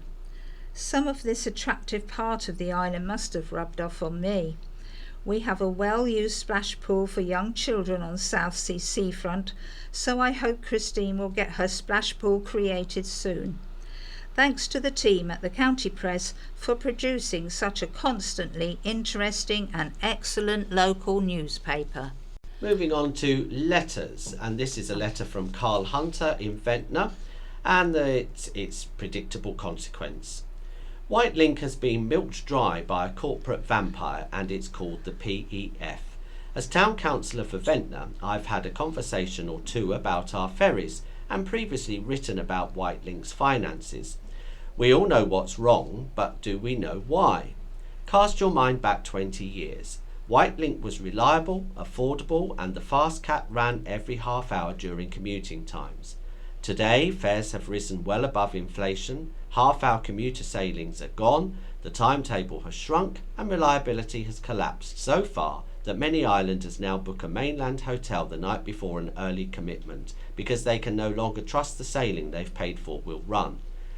This didn't happen by accident, it is the direct result of who owns Whitelink and how they operate. The corporate vampire, what is a private equity firm? Think of a private equity firm, or PEF, as a corporate vampire that identifies profitable, established businesses, sinks its teeth in, and financially drains them. The PEF ideal prey is a reliable, profitable business with captive customers who have nowhere else to run. A ferry to an island is perfect. Since 2005, Whitelink has been sold and owned by 4 PEFs, each following the same script. The first bite, debt structuring. Load the business with debt via loans owned back to the PEF itself at high interest. When I first viewed Whitelink's account, it carried £330 million debt at 9.25% interest. Your fares service that debt, not the service. The deep bite, cost cutting to yield quick returns. Cut everything from staff to sailings and raise prices to compensate. Like a vampire draining and weakening its victim, the PEF makes the business leaner at the direct expense of the people who depend on it. The bleeding bite, interest on loan payments, wipe out taxable profit on paper. Whitelink pays virtually no corporation tax, receiving roughly £1.50 back for every £1 paid. The vampire not only drains the victim, but sends taxpayers an invoice too. The final bite, sell on to another PEF and disappear. The debt stays, the depleted service stays. The exhausted islander continues paying more for less with no alternative. Red Funnel is also owned by a PEF. Same model, same script.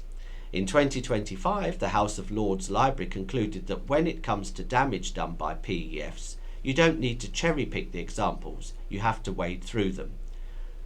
Whitelink and Red Funnel's decline is not bad luck, it is the predictable consequence of who owns it. Private equity ownership will not improve our ferry services.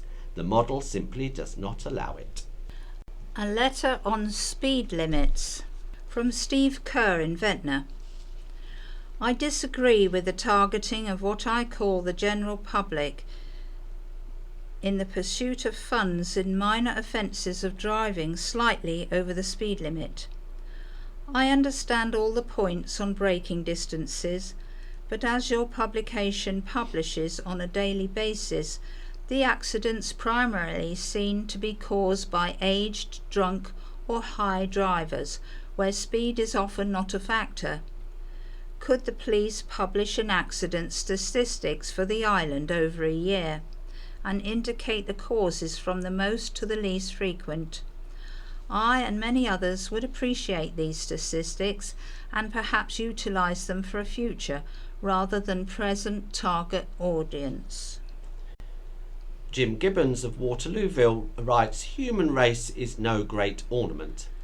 Should I apologise to my children for their creation, I mean? I don't think I've done them any favours. Shakespeare put into Hamlet's mouth a long list of the natural shocks that man is heir to, and that is before that sticky bit at the end. There are, of course, some compensations, including sex, which is where we came in, but the trouble is, humans can't give their consent to life before they are conceived, and afterwards they are stuck with it. Some would say that because they cannot choose to be or not to be, we ought not to sentence them to life. Others, that because they cannot be asked, we are entitled to choose for them. Some would say it is our duty to keep the human race going. I feel that the human race is no great ornament to the universe, which got on very well without us before we evolved. What do readers think? While I have your ear, the letter from Rupert Willoughby, CP 260626, was like a breath of fresh air in a smoke-filled room. Many of our troubles stem from government spending money they don't have on things which produce no benefit. The Isle of Wight Bus and Rail User Group. The next public meeting of the Isle of Wight Bus and Rail User Groups takes place on Saturday the 18th of July. The event itself is due to start at 11 a.m. and will be held at the Methodist Church in Quay Street, Newport. These twice-yearly public meetings usually last around 90 minutes, which normally allows for a wide range of issues to be discussed. Representatives from the main island's transport operators, along with the Council's Transportation Department, will usually give presentations about recent developments, following which questions are taken from the floor.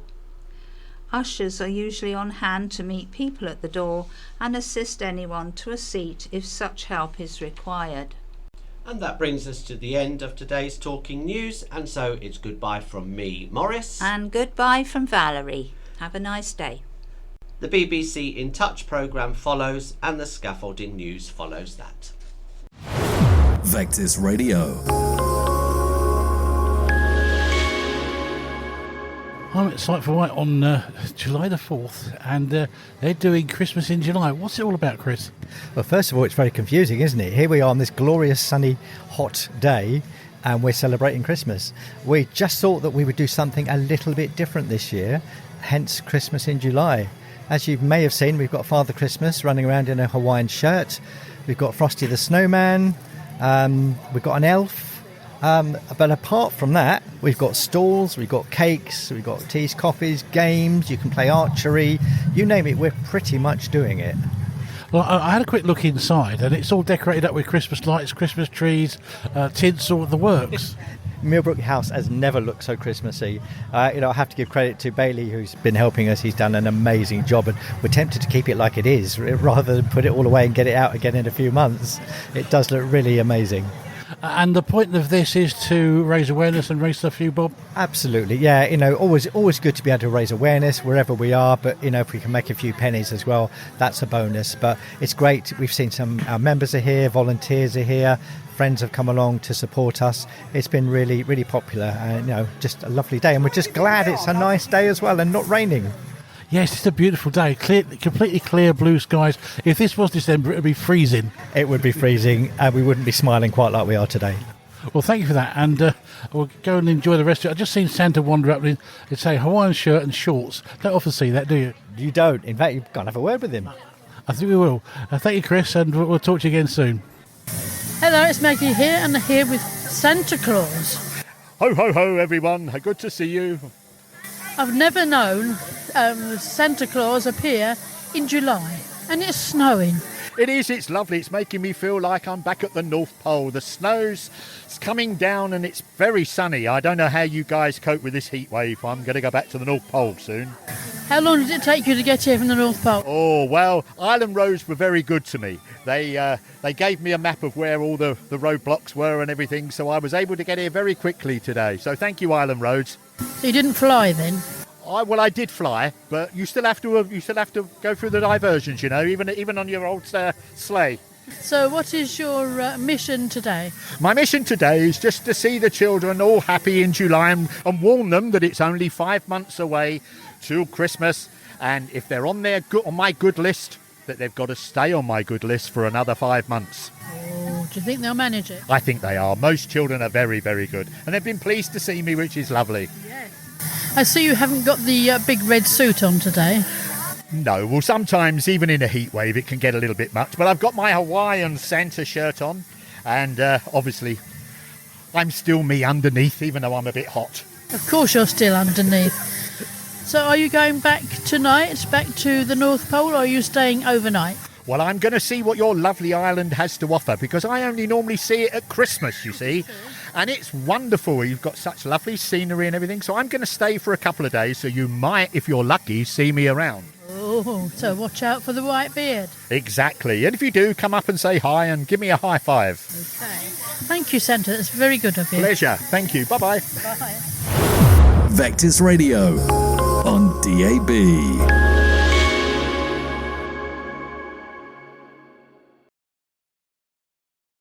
Hello. Later we'll be hearing about a dedicated fund that supports visually impaired musicians to build their careers in the music industry. I and so many other blind and partially sighted musicians need specialist equipment or help purchasing musical instruments. So this fund has just enabled us to be able to take part in musical activities. First, though, getting the right support at a train station can make a big difference between making a journey independently and not travelling at all. One way of getting that support is through Passenger Assist, which is a service you can book to help with things like getting on and off trains, making connections and finding your way around unfamiliar stations. But a survey done by RNIB last year found that 56% of blind and partially sighted people aren't reliably being met by assistance staff at their destination or when changing trains. So what should happen when assistance doesn't turn up? Well, the Office of Rail and Road regulates British Railways, and it's consulting on new guidance aimed at ensuring the process of putting things right is more fair for passengers. I'm joined by Jackie Russell, who is Head of Consumer at the Office of Rail and Road. Jackie, welcome to In Touch. Can you first just explain what's in this new guidance that you're consulting on? Yeah, absolutely. Thank you. So as the rail regulator, our core aim is to see older and disabled people feeling really confident choosing to travel by rail. And as you said, for some people, the only way to do that is if you can get assistance from staff. And from what passengers are telling us, that usually goes well, but all too often it goes wrong. So we're consulting on a framework that tries to make sure that train companies are fair and consistent in their approach to considering how they can put things right for passengers. Okay, so how can operators put things right? What should happen? Yeah, so there's two areas for operators to think about. Firstly, financial compensation, that may be appropriate, and in some circumstances, definitely appropriate. And then there's non-financial remedies that might include things, and we see this as really important, explaining to the passenger why things went wrong and what the train company is going to do to try and prevent that from happening again. And we know that seeing that sort of explanation from a train company can really help with rebuilding people's confidence in travelling by rail. So that non-financial part of the sort of package of remedies we see as a really important part of the overall picture. Okay. And we've said that it's a consultation. You want to hear from people. So what kind of things would you like people to tell you? So mostly want to know, what have we missed? What would you want a train company to be thinking about and reflecting on in terms of your experience and what they could do differently whenever something goes wrong for you? So we tried to draw together everything that we can think of and that have come out from all of our conversations that we've been having, both with disabled people's organisations and with the industry. But I'm sure that there will be gaps there. So what have we missed? What would you like to see there? And we'll provide some information about how you can respond to that consultation a little later. But first, I just want to dig into what's being done generally to improve the service. Now, all rail operators in Britain have a legal requirement to have what's called an accessible travel policy. And as part of that, the ORR requires them to provide passenger assistance services. So why do you think we are still seeing so many failures with the service? So I don't think there's any one reason. There's a lot of potential points where assistance could go wrong. So the way that we approach it is we use all of the insight we get from the surveys we've been doing with passengers since 2017. We rank the operators, and we now focus all of our attention on the people who are at the bottom. And the big differentiator is how reliable is your assistance. In our surveys, people are telling us about 10% of their journeys, they are not getting any of the assistance they booked, which is not good enough. So the three operators at the bottom that we've been working with for the past year have put in place improvement plans that are very wide-ranging, right from how do we meet a passenger at the station, how do we capture whether they've arrived or not, through to how do we hand over the passenger to the station that they're travelling to, through to how do we as an operator capture information about what's going on so that we understand what's happening for our passengers and use that information to drive improvement through the service. So just to go back to the consultation, how can people respond? We're happy for people to respond by whatever method works best for them. All of the details are published on our website, which is orr.gov.uk. We've got the consultation on our homepage there for people to have a look at. And there are other methods of responding, such as on the phone or via email. So we'll put those details on the programme website. How long do people have to respond? When does the consultation close?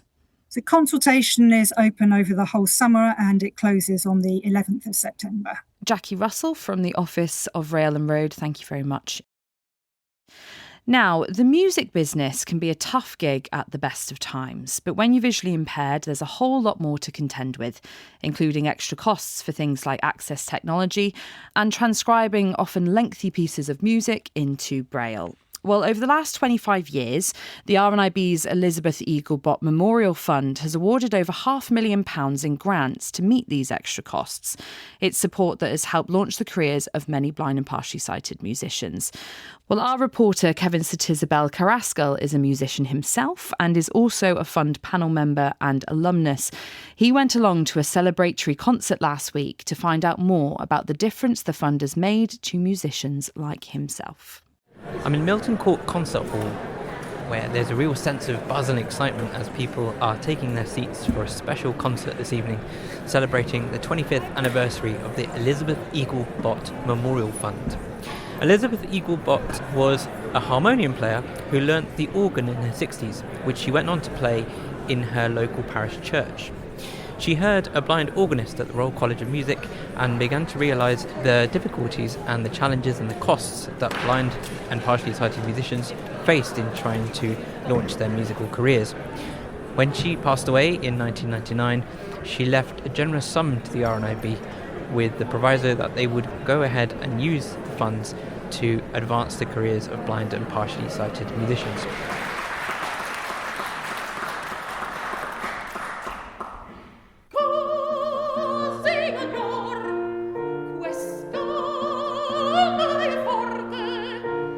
My name is Joanne Roughton-Arnold.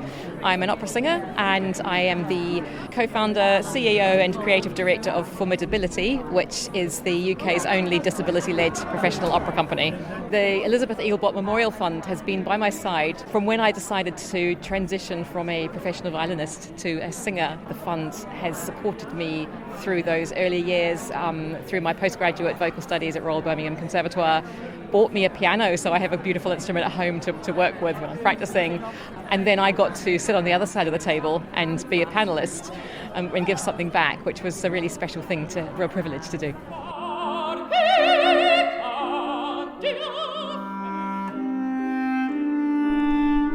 Lloyd Coleman is a clarinetist and composer. The fund helped him buy a bass clarinet back in 2017, and more recently an iPad. Equipment which has been vital in helping Lloyd access music notation. If you're a blind and partially sighted musician, you have additional costs and additional barriers in some cases as well. So if I think about actually being able to access the music that I'm playing, well, if I have to worry about whether I can see if that note is a C sharp, or if that bar says bar 238 or 239, if I've got any doubt about that, then I'm focusing on a point of access, not actually on the music making itself.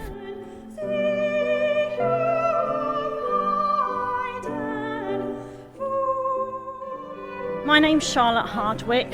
I've been singing since the age of 7. I currently sing in 2 choirs, Canterbury Choral Society and St Paul's Church Choir, and I also give solo performances. In 2010, I was given an award to purchase Braille music transcription software, a new computer and a Braille embosser, as although the RNIB does have some Braille music, they don't have everything that I need, because sometimes we've had works commissioned for us, so I've had to get music brailled at very short notice. But with the equipment and technology that I have, it's enabled me to do this much more easily. Why do you think a fund like this has been so important? You know, you've got over 300 people here this evening. There's a real love and joy for the fund. Why do you think this fund has been so important for musicians like yourself? I think this fund is just invaluable because I and so many other blind and partially sighted musicians need specialist equipment or help purchasing musical instruments, and these things can be very expensive, and often a lot of us can't afford this ourselves, so this fund has just enabled us to be able to take part in musical activities, or if people are working, help them with their work.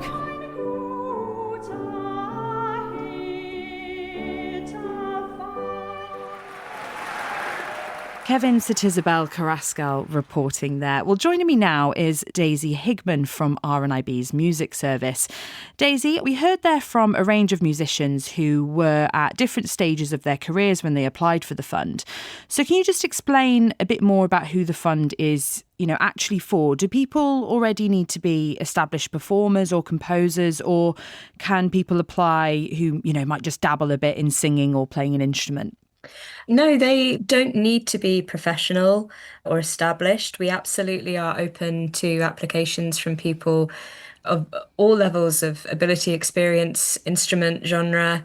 As long as you are blind and partially sighted, over 18 and living in the UK, you are eligible to apply. We do ask to see some evidence of your musical activity. So we'll ask you to send us some recordings or some evidence of concerts that you've done, or your website, for example. Your socials are quite useful things to send us so that we can see some of your work as a musician. But it doesn't have to be, you don't have to be on the Royal Albert Hall, performing at the proms. We'll fund people at any level, because music should be something that everyone should be able to access. Let's talk a bit about money then. What levels of funding are available? We have two levels of funding. So we have a grant for individuals, which funds up to £2,000, which can be spent over the course of a year.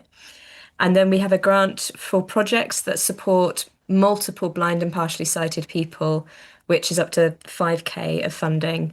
For that fund, you need to show evidence of how you're going to be supporting multiple musicians.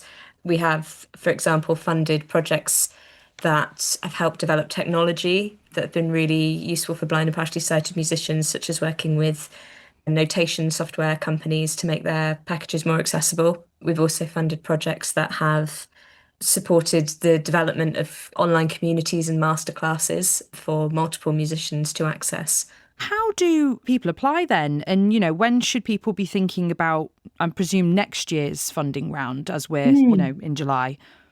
We're actually considering moving the funding window a little bit earlier so that it matches up with the financial year. So if you look on our website from around, I'd say November, December, January time, that's when the new forms will go live for next year. You send us an application form that gets reviewed by a panel, an independent panel, and then we aim to have everyone's decisions made by the beginning of the next financial year. Daisy Higman from RNIB's Music Service, thank you very much. And that's all for today. If you'd like to share your thoughts or tell us about your own experiences, you can email intouch@bbc.co.uk or leave us a voice message on 0161 836 1338. From me, Beth Hemmings, it's bye for now. The scaffolding and skips news the week commencing the 13th of July. In the Newport area, 62 St James's Street, 31 Orchard Street, Roach Pittis 60 to 66 Lugley Street, 121 St James's Street and 34 Upper St James's Street. And the skips in the Newport area are 36 Chapel Street. In the Ryde area, 141 High Street, 77 George Street, Morrison's Daily, Union Street, 53 Union Street, 5 Union Street, NatWest Bank, St Thomas's Square, opposite the Seaview Beach Shop in Seaview. The Ryde area skips 115A High Street, 31 George Street. Cowes and East Cowes area, 36 Sun Hill, the Parade Public Toilets in Bath Road, Eremu Court in Bridge Road and 29 Cross Street. The Ventnor area, Ventnor Youth Centre, Victoria Street, Rose Inn, Pier Street. In Sandown area, 27 High Street, Alveston Farmhouse on the main road in Alveston and the Old Town Hall in High Street, Brading. Sandown area skips, 28 Grove Road.